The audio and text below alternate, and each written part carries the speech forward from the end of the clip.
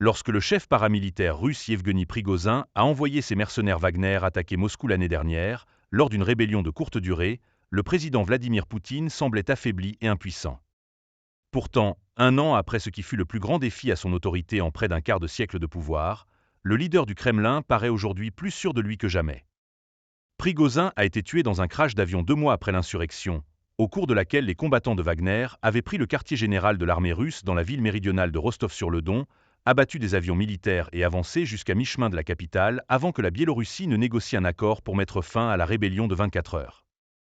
À la suite de cet événement, Poutine a instauré une nouvelle règle. Plus jamais personne ne serait autorisé à atteindre un tel niveau d'autonomie. Jusqu'à l'émergence de Prigozhin, nous n'avions jamais eu de cas où le commandant d'une unité militaire puissante était capable de disposer simultanément de ressources financières, politiques et médiatiques, a déclaré Nikolai Petrov, un chercheur associé à l'Institut Chatham House, spécialisé dans les affaires internationales, décrivant la position unique que le chef mercenaire avait acquise avant sa rébellion. Poutine avait permis à Prigozhin de posséder tous ses leviers, non seulement à cause de leurs relations personnelles étroites, mais aussi parce que l'offensive terrestre de la Russie en Ukraine perdait de son élan et qu'il avait besoin de la puissance militaire de Wagner.